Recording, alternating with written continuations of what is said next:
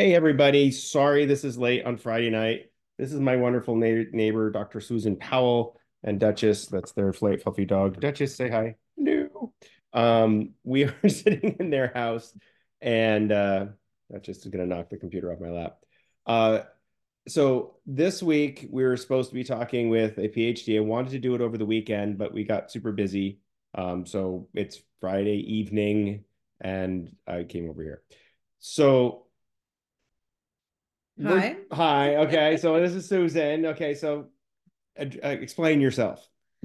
I am a professor in the psychiatry department at UC San Diego, and I've been there for 24 years now. Wow. Yeah, I did my bachelor's degree at the University of North Carolina in Chapel Hill, and then I did my PhD and that was in psychology. So I did a bachelor's of arts in psychology, and during that time, I got involved in research, and so I had a senior honors thesis where I conducted a research study, and that was actually in animals. And then I went and worked for 2 years as a research technician on a human clinical study. And for people, it was repetitive behaviors in people with mental retardation and intellectual disabilities. And we did studies of some drug treatments because a lot of them had like self-injurious behavior. That was my first foray into like a real research project. And that was like a 2 year gap in between undergrad and then graduate school. And for my PhD, I went to University of Florida in Gainesville, Florida. And there I was still studying repetitive behaviors, but we did it in a mouse model. So we looked at what were the brain regions that were involved in these behaviors. We looked at treatments that could potentially be used in humans and to try to test them in animals. And then So after, pause for a sec. okay, So when you were in your undergraduate and you decided, okay, psych as a major, what made you what made you go down this path? right. What was the trigger that made you like? Because I have there's a couple students in the class. I remember Sarah's one of them, and Raheem might be another one that like go, yeah, PhD route. That's where I'm going. And what made you find that science path? Yeah, so I didn't really when I started, I thought I wanted to be a clinical psychologist and treat kids or something, I think. And I Everybody says was, that. yeah, Sounds so noble. exactly. And then the more classes I took in psychology, I gravitated towards the biological psychology classes. And then the research that I was doing, I just sort of ended up in this lab. I was just talking to professors in developmental psych, and I sort of stumbled into this Louis Garriepi into his lab, and I he had a collaboration with this person named Mark Lewis, who was ended up being my PhD mentor. So I just sort of stumbled on this type of research. But I really did, as I was taking my psych courses, I liked all of them. I mean, who doesn't like abnormal psychology or even the Psych 101? It's just so interesting. And especially when you have a great teacher like this. Yeah. But as I took biopsychology, or it's called behavioral neuroscience, some places, biopsych, physiopsych, I really liked it. And I just found it fascinating to, just understand the brain. And then that's what my PhD work was in. I some of it was just finding out what I liked class wise. And then once I got into the research, I sort of wanted to go more in the biopsych. We had done like a couple, research projects in different classes, like social psychology, which I thought was interesting, but I just found the more biopsych route and more interesting to me. So the key takeaway from that is that there's no right. It literally it seems like luck, and so really important. We talked about this last time with Adam is get to know people, talk to people. My group of students that are going to WPA, they're going to meet people, write Hmm. names down, right? Get contact informations, email them back. You never know, somebody that you meet is going to Hmm. do something that'll steer you on a career that did you know that like neuropsychology existed before when you got into college? No, I don't think so. Yeah. No. So it's like there's I thought all psychology was basically treating people, with yeah, mental like disorders. clinical. Right. Yeah. Yeah. So okay. Yeah. So now you get your PhD. So what's it like in a PhD program? Can you describe what that's like? Yeah. And it depends on the program. Some programs you go in and you do your master's along the way. Typically, you don't do as many terminal, in some fields, you do a terminal master's, which means you're only enrolling in a master's program and you get your master's degree and then you go do something with that, which there's a lot of ways to do that in psychology. But PhD programs, especially in psychology, a lot of them tend to be you get your master's sort of along the way. So from the get-go, you know you're doing your PhD. Some people don't. Some people leave. They realize this isn't for me. But some programs, you rotate through people's labs, and like you might spend 6 weeks in a lab and then go to two other ones. And then by the end of your first year, you may know whose lab you want to be in. My program is was I'm not sure if they've changed it since then, but my program is that you know who you're working with from the get-go. So you apply to places with people that you might, like having something in mind of what you might want to So do. as opposed to like going, I want to go to Florida, you go, I want to go work with this person. Right. Okay, Yeah. and that's a really good way to look at programs because then you have someone who's interested in what you're interested in. Right. I mean, I did apply to a lot of different programs. So I ended up going with the reason why I was in Florida is because the professor that I had worked with at University of North Carolina moved to Florida. And so I had, in my job for those 2 years in between, was working on a research project with that same group. So I sort of followed him to Florida in a Awesome. sense. But I did apply to other programs, and some of that was literally like, look, oh, where would I may want to live? What programs are there? It's a lot of it is sort of hit or miss in terms of where you might apply. I mean, some people might be restricted geographically.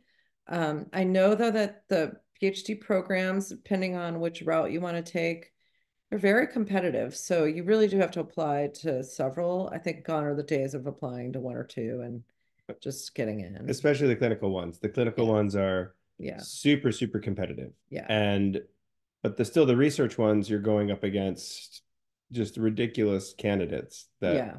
but you're one of them when you get there, but you just don't think about it that way. Yeah, yeah. I think that and it you might take you more than 1 year to apply.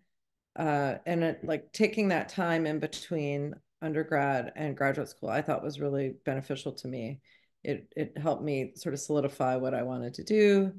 And I mean, you're never going to know exactly what you want to do. You may think you do, but your path is definitely not going to be a straight line. So when you get to grad school, you take courses. So in my program, I was in a biological psychology program, and we took, you know, cognitive neuroscience classes. We took neuropharmacology. We took just basic neuroanatomy. We took that with the dental students. It was actually pretty interesting.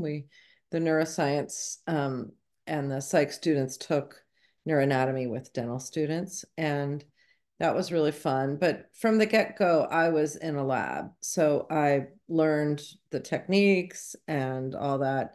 And the first couple years, you would have less time actually doing the research in the lab. You're doing it some, but by the end of it, it's a full-time job of going into the lab, running your experiments, reading the literature, doing your statistical analyses, and writing the papers. And Your life is a research paper. yeah, exactly. And you along the way, you do qualifying exams, which means that you've studied a lot in your area and you have a committee. There are, I think, are like five on your committee, five or six, I can't remember. And then you have an oral exam on, you know, they can ask you pretty much anything. That was probably one of the more stressful parts of it. I really liked graduate school. I would do it again in a heartbeat. But it's definitely been an interesting path to take. And I'll get into what I do now in a little bit, but the qualifying exam was probably one of the most challenging things because just the stress of not knowing what you're going to be asked. But most of the committees are reasonable people and they won't let you get that far unless they think you're ready. So that's something that I didn't think about. And when you said this, is that you took only classes in physio psych. Were there any breadth classes or was it all just deep dive depth? It was, I can't remember what all I took. I know, but it's just, but Yeah, it, it was pretty focused. I mean, no, I guess we did have to take a couple breaths because I okay. remember taking, there was a few you had to take like outside of your area. There was some, it was sort of like undergrad where you might have a few like GEs. general Yeah. ed type Okay. ones, but they're in psychology. But I think I took a sensation and perception class, and you could take like experimental analysis of behavior Okay.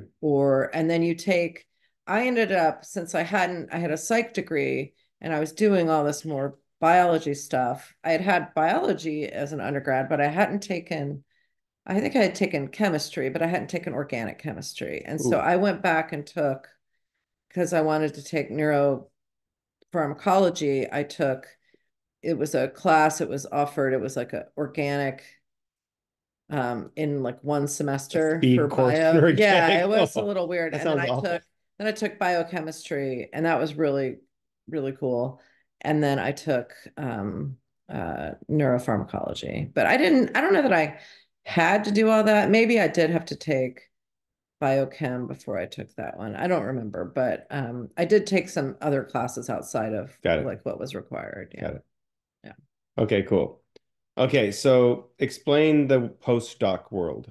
Okay. So it took me 5.5 years to do my PhD. So 4 years undergrad, 2 years working, and I published a couple papers before I applied to grad That's school. awesome. So then I did 5.5 years in grad school, got my PhD, and then I came out to San Diego, to UC San Diego, to do a postdoctoral fellowship. So that is where you are, that's a really cool time because you don't make much money, but you are totally focused on the research. So you um, pick someone that you want to work with, and they have to have an open position because they, you know, you have to pay you. And then you come, and it can be anywhere from 2 to 5 years. Mine was about three total. So you're working as a scientist and in someone else's lab, but you don't have to take any courses, you don't have to take any exams. So you're done with that part of the grad school. And you tend to like change your focus a little bit from what you've learned in grad school. So it gives you a little more time to hone your research skills and your writing and learn a new area. And that's a really fun time because there's not this thesis hanging over your head that you have to produce. So is it like you branching out to find your own PhD voice versus just doing somebody else's work? A little bit, yeah. So Okay. it's a fine line because you're the PI or principal investigator, someone that's running their own lab. The PI has to have the money to pay you. So oftentimes what would happen is that the the professor would have applied for research grants from the National Institute of Health, gotten a grant, and then funds the postdoc on that grant. So you do have to sort of do work that was proposed by someone else. But within that, you try to find your own studies and your own, and a good mentor would be to would guide you in sort of finding your own path. And it, you know, I've seen it now from both sides, the mentee and the mentor. And, you know, you could find places where they just want you to work and they don't really want to develop your career. And those aren't good labs to be in. But I would say in general, like at all stages of your career, if you have good mentors, you're going to be much better off. So seek out opportunities, even like formalized mentorship programs.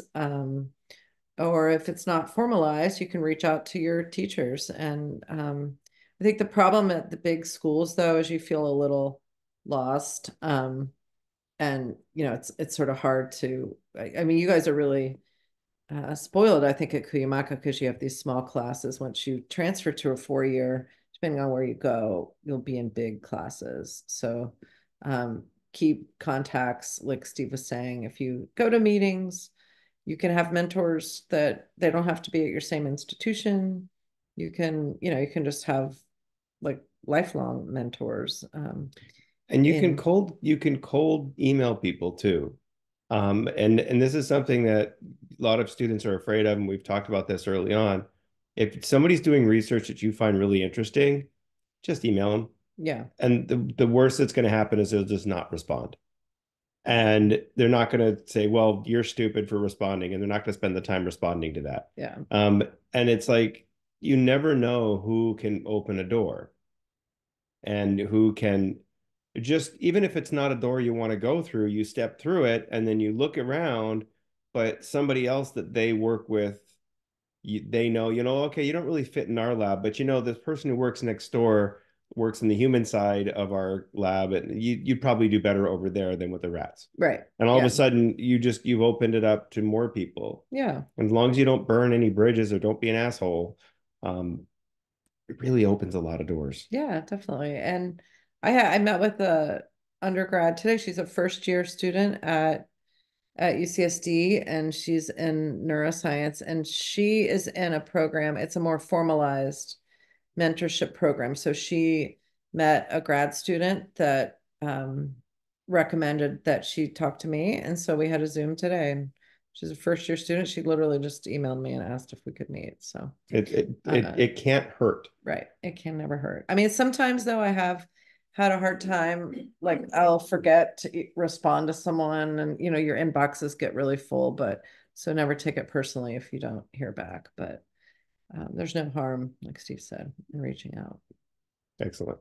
Okay. So how did you get the UCSD gig? So you're working there as a postdoc. Right. So I just emailed people. I knew I wanted to come to San Diego for personal reasons, and I I emailed a bunch of different labs and had a few interviews. I interviewed at the Salk Institute in a lab and at UCSD and at Scripps Research Institute. And the fit was really good with the mentor that I had at UCSD. So I moved out here and initially we both committed to a 2 year position and he had a fairly new grant funded. So the example I gave sort of what happened with me. And so I was paid off of his grants.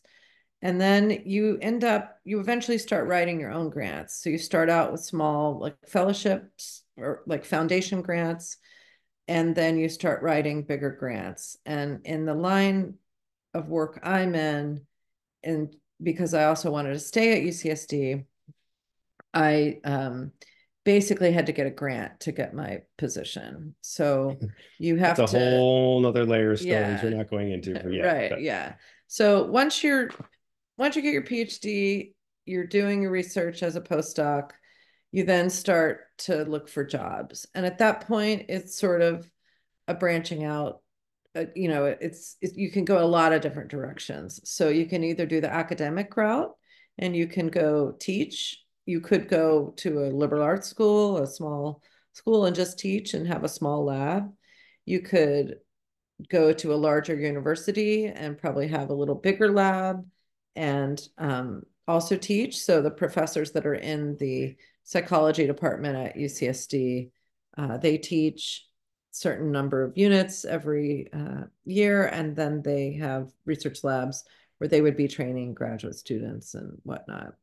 In my position, I'm in the med school and there's not a lot of teaching that I need to do. So I'm primarily research based. So that means that I have to get grants to pay my salary and my postdoc and students and technicians and things like that. So that's sort of the route I took. So that's sort of the two different academic paths, one with teaching, more teaching, and one more research focused. And in San Diego, you could also the Salk Institute is publicly funded or privately funded or both. It's it sort of functions as a it's all public. It's not like a private I don't know how you'd call it. I mean, they get a lot of National Institute of Health grants Okay. also. So like I have a collaborator there and It's she's just like a funded. non-university. Yeah, Yeah. it's they all most of them have some affiliation with graduate programs at UCSD so they can get students and whatnot. Okay. But they are their own if there's a name, I'm blanking on it, but it's just basically just like a research institute. And that's the same for the Scripps Research Institute as Right. well. And there's a ton of biomedicals, and if you're in physio psych, there's a lot of private places, but the private world's much different. Well, so that's sort of the other route. You can stay in academia, either the teaching route or the research route, or you can go into industry. And I've had several trainees go into industry. The which I think can be a really exciting career if you're working for a biotech or pharmaceutical company where they're actually, because most of what we do, we work on trying to look at new drugs for psychiatric disorders. But a lot of what we do is real basic. And we try to do translationally relevant work. So that something that you could test in humans, but it's not always like we're working with a drug that's about to be, approved. I did have a collaboration with a biotech company. Well, it's sort of like a pharmaceutical company now for a drug that treats the psychosis associated with Parkinson's disease because they can't give, I don't know how many of you guys have had physio yet, but you can't give typical drugs that you would treat schizophrenia with, antipsychotic drugs, to people on meds for Parkinson's because it would block Cancel each that other out. mechanism of action. So we targeted the serotonin system and they had a whole medicinal chemistry department. And then we tested some of their drugs and that drug was approved for psychosis associated with Parkinson's. I mean, this literally, we published the first paper on it, the stuff that we did in like 2001 or two, and it was approved like 6 or 7 years ago. So it took a long time. But I've had one of my postdocs, when she finished her postdoc, she went and worked for a biotech company up in Serena Valley. There's a lot up there, and then there's a lot on what they call the Mesa, so near UCSD. There's a lot of biotechs there. And I think it could be a really fun career because you're actually getting the drugs out. So you're that one step closer to helping people. It's And the stress level though. And then so that's one of the things that I've always been fascinated by Susan's jobs now is she writes papers to get paid. I mainly write the grants to get paid, but I That's have you to, still in have to order to write it. get the Yeah. grant, you have to write the papers. So we think of it as our product. Our products are um, basically training new scientists. Our products are papers too. So it wouldn't really be worthwhile doing this unless you were getting the information out to people. Right. So that's sort of, because we're not, developing a new drug or something that could be our product. But yeah, so our papers are our products and our trainees are our products, basically. Yeah. So so when you this is something that again a lot of people don't really get, but when you get a grant, let's say you get a grant for like $200,000. What is a typical grant that you would get? Are they like little? Are they big? Are they Yeah, partial? they can be all different levels. One of the first grants I got was a 40 or $50,000 grant, and that was a foundation grant. So it was a just philanthropy, basically. So you're And welcome to then San I USCCSD. got, Here's 50 grand. yeah, that was from this organization called the Brain Behavior Research Foundation. Okay. It's formerly called NARSAD, but they give young investigator grants. So you might get something like that. And then You get grants from the National Institute of Health that are anywhere from, I'd say, like 250,000 a year to like 400,000 a year would be the max grants I've ever gotten. Some people have, if you go much above that, then it's like special level, and those would be for 5 years. So you're getting, they're giving you over $1 million to do this work over the course of Oh, okay, so it's a the $250,000 a year for 2 years. It's not just $250,000. yeah. With Ah, some of them are $250,000 a year for 5 years. wow. That'd be a good one. Yeah, Yeah. yeah. So what do you have to do with, so they just give you the money and should we go to Acapulco, buy a hot tub? Yeah, right. No, but so how do you, So you write a budget, so you plan out like how much of my salary is going to come from it, how much my postdoc's going to get paid, how much the technicians that are running everything are going to get paid. And do you can we include, stop it for 1 second? yeah, sure. Second. They're cooking dinner and and the Yeah, cauliflower is I yeah, had to so it's get okay. my husband to take something off the stove. Cauliflower's done. Yeah. Yeah. Okay, so you would pay for any supplies you need in the lab. You would pay for people. Most of it comes in salaries. You pay for your animal costs, or if you're running human neuroimaging, that gets expensive with like the MRI, the scans. So what about like does the university take a chunk to call yourself an associate professor? so the university, you get what's called direct costs from the National Institute of Health. So that would be the 250,000. And then for every dollar that you get, the university gets 50 cents. So Wow, for those are called that's a lot. indirect costs. It's a lot. At the Salk Institute, it's upwards of like 90%. So So you get like 10% of that grant to, no. You get so I get 250,000, but the grant when it comes to the university, it's a total of oh, 375,000, say. They take their 125 and then I get the 250. oh wow. Yeah. Okay, So it's so called direct and indirect costs. And that indirect costs money goes to having keeping the refrigerators running, keeping the lights on, making all the sure the parking phones, works. Yeah. the HR people you have to pay, like the sort of the structure, the infrastructure of the university. Oh wow. Yeah. So it's and that is negotiated between the university and the funding agencies. So that those are nothing we can have any control So over. a smaller college would probably take less and a bigger college would take more, Maybe, yeah. or the reputation of the college affects that, or Really sure how the indirect cost rates are calculated. It's sorry, um that probably you guys don't care about yeah, that. Sorry, I'm just yeah. because well, if we get a grant, we're talking about our research project that we're working on with our group, we're going to try to write a grant to keep it going. And it's going to be a foundation grant. And but Mhm. still, Yeah, they would probably give really minimal indirect costs. yeah, okay. Yeah. All Even right. at the university, they give less. So okay, so this is the last couple of questions here because then you guys can wait just knock on the door. Hey, by the way.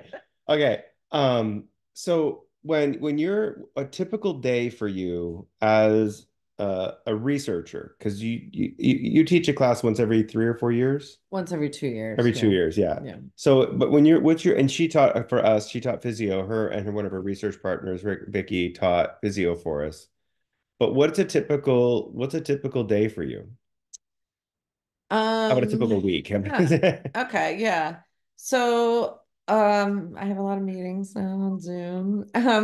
We might have like a faculty meeting where we would be reviewing people's files for their promotion or something like that, or we'd just be talking about research initiatives within the department. I would meet with people in my lab and look at their data to see like what directions we should go.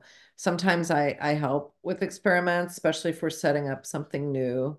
we're setting up this new technique. So I try to help as much as I can with the technical side, although I'm finding nowadays I don't know the technical Let stuff the nearly kids do as it. We'll be well. fine. I'll meet with students and I'll train them some on, just the basics of how to test the animals and whatnot. I just submitted a grant last week, and so up like most of my days, those weeks leading up to that were literally all day I would write and And night, had because I would walk out in the and at backyard night. and she's sitting here on the couch because like our house is right through the Yeah. driveway. So for deadlines, I guess it depends on how bad of a procrastinator you are, but I tend to have a lot of work right before the deadline. And so for a grant proposal, it's fun. I think it's fun to write them because this is where it's like the ideas. Like you can propose, you know, just something totally new. And that's where the excitement is. It doesn't always work the way you think it's going to work. So the reality of it is sort of the harder part of like, okay, how do I actually write a paper on these findings that didn't work exactly like All I right, so that was one of the questions from the students was that so okay, what if you get this grant, you get $1 million and you don't find Jack poo? Like you're wrong. It was just not good. yeah. So does that you still get the money, but does it affect the next Well, grant? you would get so each year you get the 250,000, say. Right. You have to write a progress report back to the institute. So say you were doing human work, and for us it's a little easier to pivot because if something's not working, it's a grant, it's not a contract. So we don't have to do exactly what Oh, we proposed. You want to stick to it as best you can because that's what they funded you, that's what they reviewed you on, and that's what they funded you to do. But it's not a contract, so got they it. know that it can change a little bit, and you have to write your progress reports every year. And each year they could say, look, they're not making enough progress, that or this isn't working, they're not going to give you the money. Typically that doesn't happen Especially if you're unless like pivoting and yeah. if like say you got a big grant to study addiction and you said you were going to have recruit like 100 people to be in your study, this MRI study, and you just can't recruit that many people. You couldn't hire people to go do it. There's not that many people, and your recruitment, you only recruited 20 people to be in the study. They may take a look at that and say, okay, we're not going to keep giving you money if you haven't shown us that you can make these milestones. So if things just totally don't work, it is hard to publish negative data. So if I say, okay, we do some work with hallucinogens. If I say psilocybin, which is in magic mushrooms, psilocybin is going to improve an animal's cognitive flexibility. Okay, those are some experiments we're doing now. And it just doesn't work. And maybe someone else has shown it does work a little bit. It's really hard to then publish that negative data. You then have to, because maybe your dose wasn't quite right. Maybe your timing of administration wasn't right. It's easier to know something's there if you get an effect, right? Because if you don't get an effect, you don't know why you didn't get that effect. Did we mess something up somehow? Is the equipment not working? So in order to publish that negative data, you usually have to have something positive with it to say, okay, well, we didn't get this drug to work, but we know this other drug has an effect.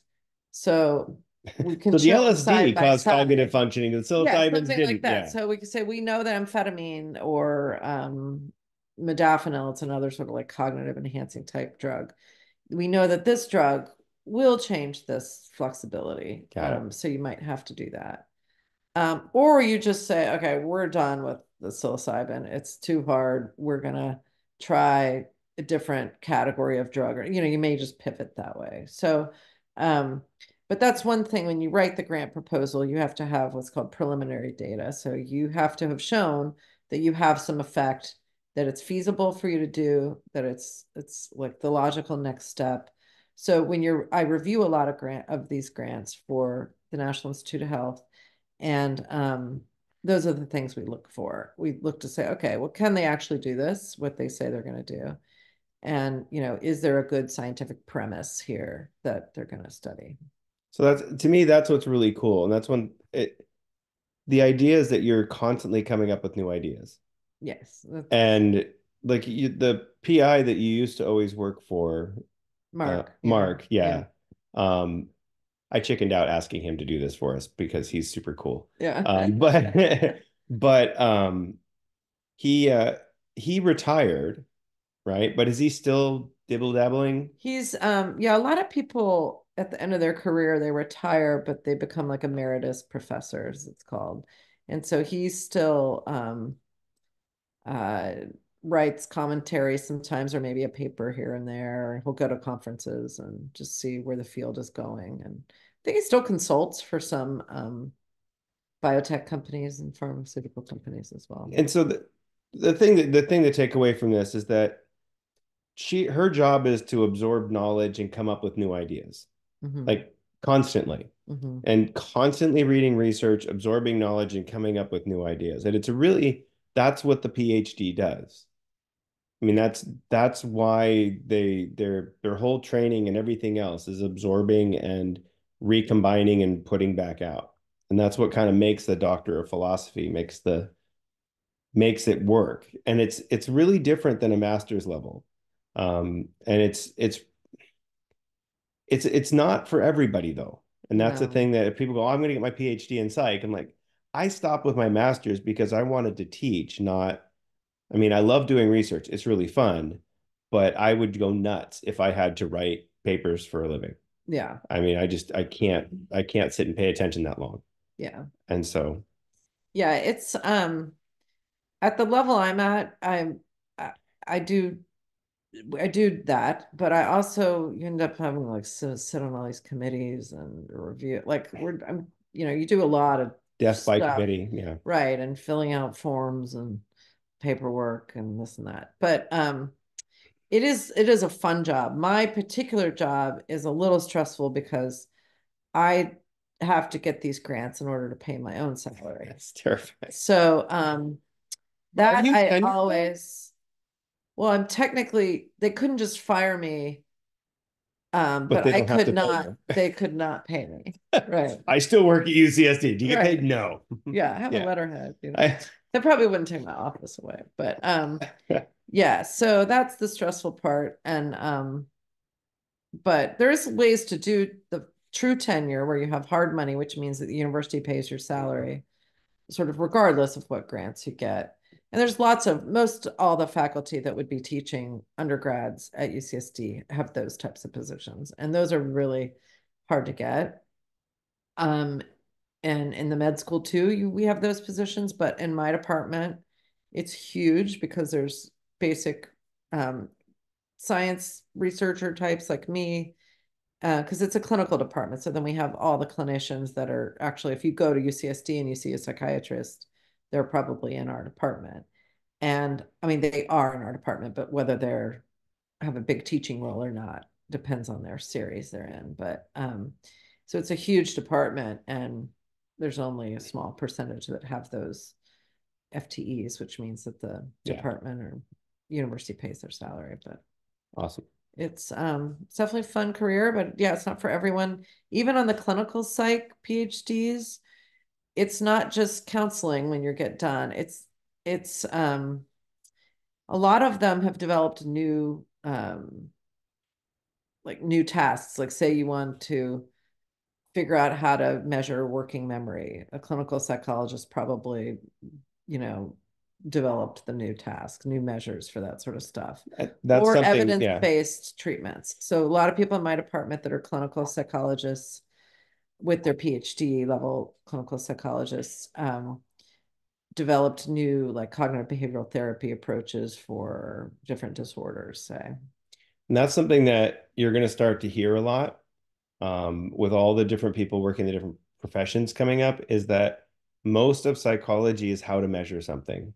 How are you going to measure that? And so much of what we do is the psychometric side, especially in the academia. It's all how are you going to measure that? Mhm. And that's what so much is. But like when we talk to the school psychologist, you talk to, any of the therapists, the first thing they do is they try to measure how bad or good the person's feeling. And then we have a barometer, we know where to start. And Right. we don't focus on that enough in our classes that it's really about the measure. I mean, we do, but you don't really realize it until you get out and start looking at stuff. Okay, Yeah. I've held you guys up long enough, you and your husband and Duchess. Good luck to all of you. There's Duchess. And Nani's here too. She's she came over too. Okay, Okay. Ted's at the other place. Okay, thank you very Okay. much, Susan. Bye. Bye, everybody. Is that what Oops, you wanted? yeah, that's what I wanted, but I hit cancel. It's